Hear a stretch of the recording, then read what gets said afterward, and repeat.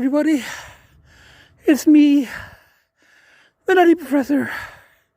I'm out of breath because I just pushed this car, the Porsche, out of the garage. It was parked nose in that center spot, sideways. So I had to remove the other three cars that were here. I came in the Mini, but I pulled out the Cadillac, the Corvette, the old Mercedes, and then I pushed the, power steering not working, obviously, and it's quite flat. So I guess it shows I'm out of shape. But anyway, I pushed the Porsche back that way, turned the wheel, pushed more, then had to push it forward, then turn the wheel, and I got it out this door. Now, it's not starting, so I've called C.A.A, and I told them, I said, it's in the garage, but I should be able to push it out before C.A.A gets here. And I was able to do that. So right now, I've got the Cadillac here, the Corvette here, and the Mercedes there, and the Mini is over there, and the Porsche is there. So what I'm going to do is, I'm going to put these three cars back in the garage, and then wait for the C.A.A to send about 40 minutes, and I think that was half an hour ago. I'm out of breath, but at least now he can just hook the thing up and take it to my mechanics. About half an hour away. I'm hoping it's just a tune-up. It's cranking, but it's not starting. Okay, I've got to catch my breath. I guess I'm out of breath. I'm out of shape. Okay, bye for now. Okay, I've somewhat caught my breath back. I got these three, the old Mercedes, the old Cadillac, and the old Corvette, back into the garage. It was much easier to drive them, not to have to push them. So I got them in, disconnected the batteries on these two. They've got a little switch on both. Don't have a switch on the Mercedes, but the battery is pretty strong. It starts every time. So I'm going to shut the garage doors, lock up, and just wait outside for the tow truck. And then have the Porsche towed to mechanics about half an hour from here. Okay, bye for now. They'd estimated 42 minutes. It's now been over an hour, but it's okay. I'm sitting comfortably in the car, and I think the last couple of times they were emergency calls because I broke down on the highway, and they came pretty quickly. I mean, within 20 minutes, half an hour maximum, but that's because they were stranded on the highway, and it was an emergency. If you say the car is on my own property, on the driveway, and I'm safe, then they don't make it a top priority emergency. And I'm fine with that. I'm just sitting very comfortably here in the Mini, waiting for the tow truck. So I'd just like to get to the mechanics before 5 if possible, because then I can just give him the key to the Porsche directly. If not, I have to stick it in the, and that's the only key I have, and I'd have to stick it in the mailbox and do all of that. But so I'm hoping that he shows up soon. So, but I'm sitting very comfortably listening to a bad radio station. Got very little radio reception out here in the country. Okay, bye for now. It's kind of unusual. There's a pedestrian approaching from that side, and there's a pedestrian approaching from that side. I don't think I've ever seen pedestrians out here. I think I'm going to have to back the car off the sidewalk. The Porsche is up on, we had to push it because he's not allowed to bring the tow truck onto grass. So, but we pushed it and then he winched it. So now it's on the truck and I'm going to follow him to the mechanics. And then we'll just drop it off. I'll have to put the key in through the slot because the garage will be closed after 5. Anyway, I was chatting with the tow truck driver. He's also got a classic car and he likes cars. So anyway, Porsche is now going to hopefully get fixed. Bye for now. Okay, we're here and the Porsche is being lowered in front of my mechanics in this country town. And the Mini, the antifreeze level, coolant level light is coming on. So it came on before and I added it on a trip. It's actually how I killed the BMW, which is still here, by the way. It's I signed it over to him. The car is gone, but he was going to see about either parts or restoring it, but it's going to take the engine's gone because I drove it with it coolant. So I don't want to do that to this car, So, but I've got coolant. I'm going to add it. I'm going to ask the tow truck driver. They've already closed here, so by the time we got here. So, but I'm going to add some coolant and I might have to leave this Mini and take another car back to Toronto and bring the Mini here on my next trip. But anyway, so we got another car being unloaded. The poor BMW is gone. It's there. And I think in the end he's just going to have to, wreck it. But it's going to cost way too much to put a new engine in it. So anyway, I'm going to sort all this out, go to the house, see if I can cut the grass before it gets dark. Okay, bye for now. I just added a bit of, coolant to the car. Tow truck driver says it should be okay. Just watch the gauge. So I'll decide after I get to the house whether I'm going to take this car back or take another one. And then what I've done is I put I have all these plastic bags in the car because, I keep my masks in them to keep them clean, So I put my Porsche key in a plastic bag, in a clean plastic bag with Porsche key written on it, and I'm going to slip it in the hole in the door, there, So, anyway, so far so good, as long as, he gets the car and he fixes it tomorrow and it's not a major thing. It's not it's just like a tune-up or something. And as long as they don't kill this car on the way home, the way that I killed the BMW. But I've got antifreeze. I carry with me. I added it. I opened it when it cooled off a bit so it didn't overflow. So, and the tow truck driver was kind of watching, and he was like, yeah, it should be okay. And he says, this is my unprofessional advice. But, and they cover themselves these days. They take pictures of the car when they pick it up and when they drop it, just to make sure that if anybody claims that it's been damaged, that it hasn't been, So, so he took pictures before, he took pictures on the truck, he took pictures after. So anyway, I'm going to head to the house, quickly cut the front grass at least, it's getting dark, and then decide if I'm taking this car back to Toronto or another one. First I gotta put this key in. Okay, bye for now! I am now dropping the Porsche key in this hole in the bay door. I think it's meant to be for exhausts of cars. They have a pipe so that the workers don't die of carbon monoxide poisoning. So I'm putting the Porsche keys in there. I put it in the plastic bag. I've sealed it. I've written Porsche key. I mean, it's such a small key. It's the only one I have. So I'm just being a little bit obsessive compulsive about it. So and then Porsche key going in the exhaust slot. Go in. Bye, Porsche key. It's in there. Okay, bye, Porsche. Hopefully you get fixed tomorrow, the day after. Pick you up, see you next week. Hopefully it's just a tune-up or something, Bye for now. Hello, I'm here at the house, and I just cut the grass, but it's dark. So I got the lawnmower there. By the time I got here, it got late and it got kind of dark. It gets dark really early these days. So you can see the car, the white stands out. And I wasn't going to cut it today because I do have to come early next week, sometime next week to pick up the Porsche. I don't know when it's going to be ready. But so the neighbors had their grass cut today, and mine was looking a bit big. So I said, I'm here all the way. Even though it got a bit dark, I think I cut most of it. So anyway, I'm going to put the lawnmower back in the garage. I'm not going to show you inside because I don't know which lights work and which don't. When I first arrived, there was enough light inside. I saw that the vanity's been taken up.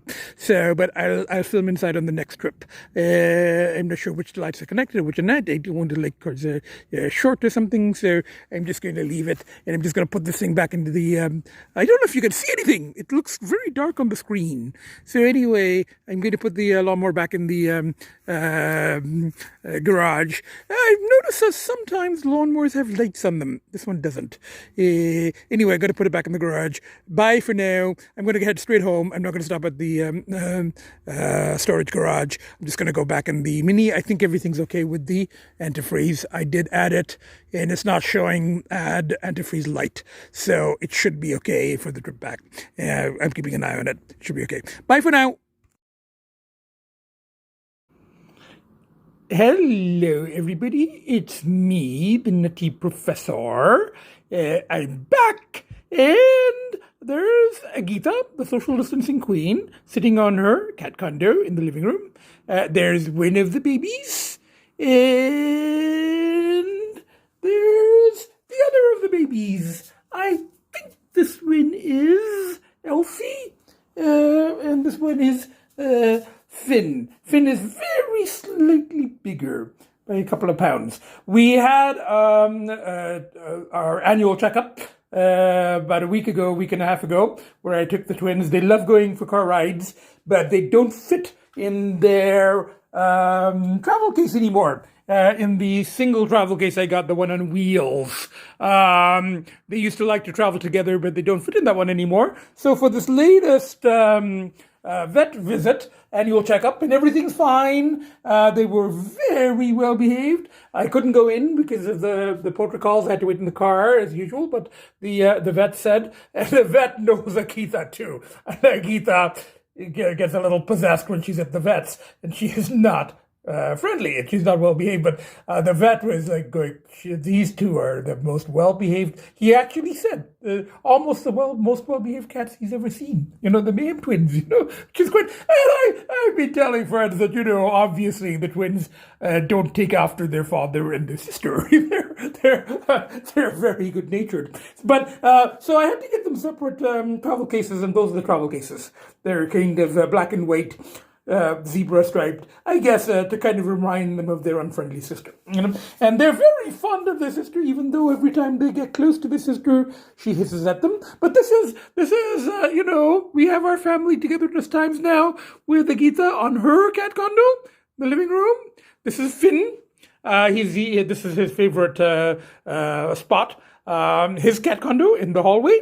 And Elsie, where are you? Gotta find out. Elsie was in the kitchen. I'm pretty sure that he had jumped up on the counter to investigate if there were treats, and there's treats everywhere, and there's all over, But unfortunately, they can't open them, But I'm sure he was sniffing them out, because he had a very guilty look when I went into the kitchen just now, and he's in that corner, so I think he had been up on the counter. So there's the entire Rashid cat family. Elsie there. Finn there, and Agita, of course, facing away from the brothers. She's still in denial that, she knows they're there, but she'd rather not see them. Okay, I'm going to move to this is too much. This was a little bit too much, social stuff and taping, and she got camera shy and she got up. So anyway, I'm going to move to the Eco chair now, and I'm going to provide a bit more of an update. After I said that Agita was in her family togetherness time and behaving well and everything, she wanted to come into her room. So anyway, I'm just going to give her some treats. I give her little treats because she was sitting there for maybe 15-20 minutes without hissing at the brothers. So that's good behavior. So I'm going to give her some treats, and then she can be in here while I podcast from the Ego chair. Agita is now in her room. She had some treats. The door is shut. Elsie is there. Finn is there. Sometimes Agita will stay in the living room, family togetherness time, up to 2-3 hours, but that is more in the late afternoons and evenings. It's kind of early for us. It's about noon. So this is the time that usually Agita prefers her alone time in her room. She will come here for a few minutes, as she has. And she would have stayed longer if I hadn't started taping. Anyway, I'm going to move to the Ego chair now. Here I am on the Ego chair, and I just want to add some updates here. You will already hopefully have seen the segment about my trip, getting the Porsche towed. Hopefully I've been able to edit that into the first part of this. And just want to say that on the way back, I had a good trip. I had no problems. It was kind of dark when I cut the grass, as you saw, but I had no problems driving back in the Mini. The antifreeze level was fine, and I have discussed that with my analyst, a couple of weeks ago when the warning light came on for the antifreeze on a trip or for coolant level on the Mini.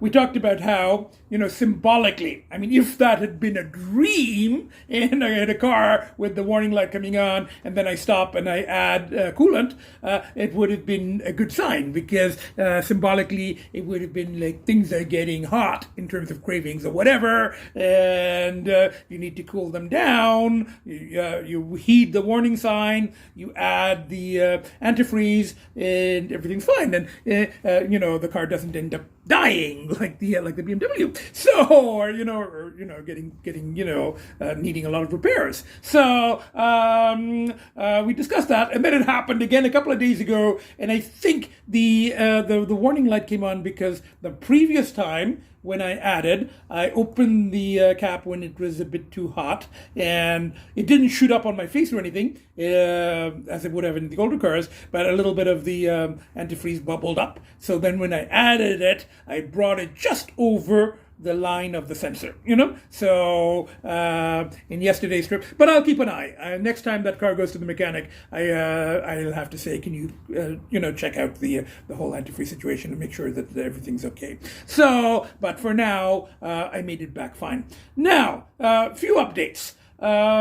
It is now for me 6 weeks clear since the last excursion, or the one excursion really, the recursion. It is 6 weeks clear since the recursion, but I'm calling this 21 months clear, just about. I'm not going day by day here, but very close. Let's say 21 months clear since, but with the one recursion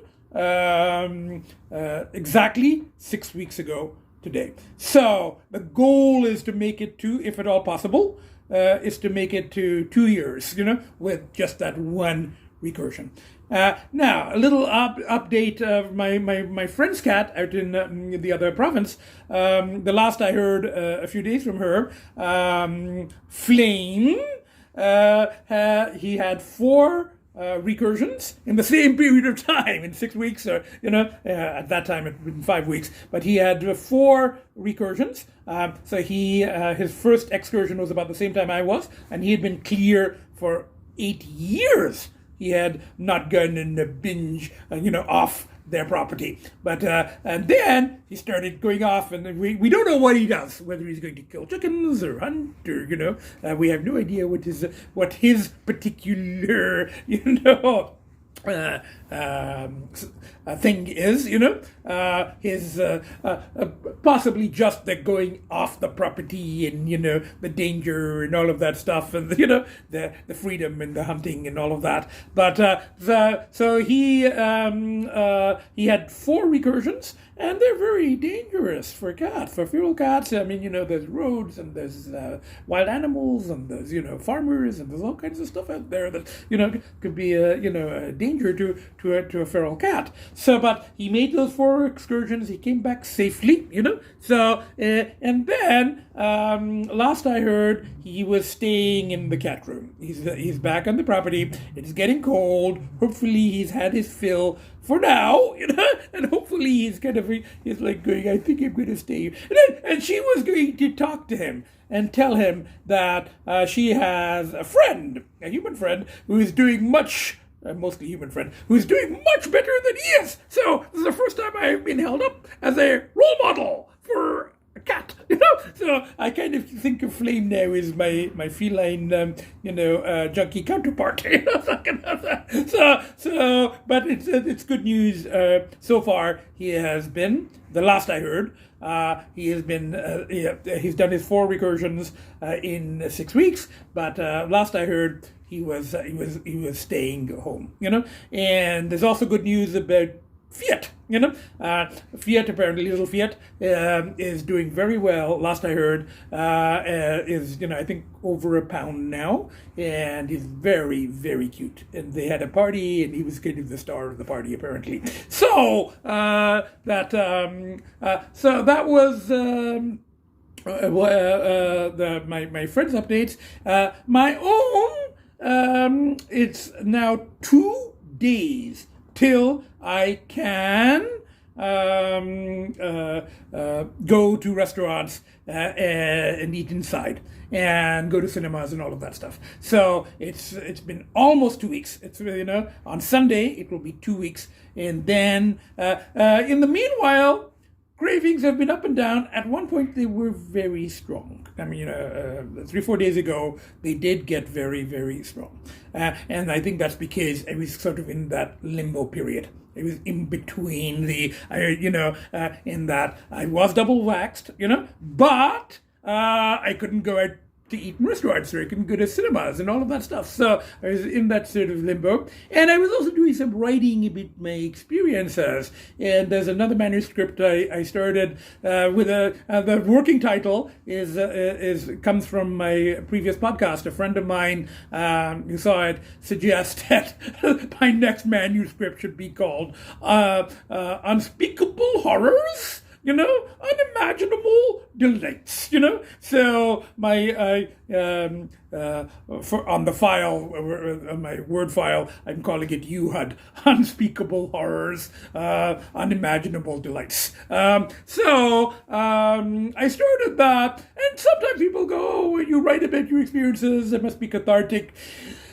No, sort of, but not really. I mean, it's very tricky. You have to balance it, On the one hand, writing about the experiences, and and I watered them down here because, this is public, and I don't go into a lot of detail, and I haven't published any of my writing yet, and I keep all the detail, the juicier details are all in there.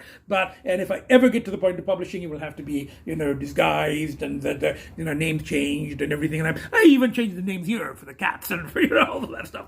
But if I ever get to the really juicy stuff, cities will have to be changed, they'll have to be fictionalized, they'll have to, all of that stuff, So, but for now, I write for myself, and because they are really interesting stories. They're my junkie stories, So, so on the one hand, yes, I mean, they are interesting stories. I do sort of enjoy writing them, and there's a whole other world, and there's all the details I can't talk about here. But the downside is that writing about the excursions, writing about the details, may sometimes increase cravings, and it kind of happens, But it's okay. I mean, I'm still clear in just 2 more days, 2 more days till a major rechanneling. Being able to eat in restaurants and go to see films, all of that stuff. So for now, it is uppy photo, one paw in front of the other, one day at a time, all of that stuff. And 2 more days till, and it happens to be the day that my vax passport, so to speak, becomes valid, is Halloween, which is an important day for our family because, 2 of the family members are black cats, One is a half black cat and one is an honorary black cat, So we've got, and I think last year I did a C.A.A. podcast. So I'm probably going to do one in a couple of days, my Nutty Professor C.A.A. Halloween podcast, but it will also be the day that I can eat out again, and I may tape some footage. I think I'll probably go to Spoon and Fork and eat inside. I can show my passport and everything on my phone and go in. So all is well here with myself and the kids. And I will see all of you again in a couple of days. All 20 of you, again, in a couple of days on Halloween. So in the meanwhile, have a happy Halloween, if I don't talk to you until later on in the day, and happy Samhain. And bye for now. Oh, and I'll keep you updated. I'll let you know. I won't know by Sunday, but I will let you know what's happening with the Porsche. I know he got the key, but I don't know what's wrong with that. And I told him there's no rush, so I'll find out next week. Anyway, bye for now.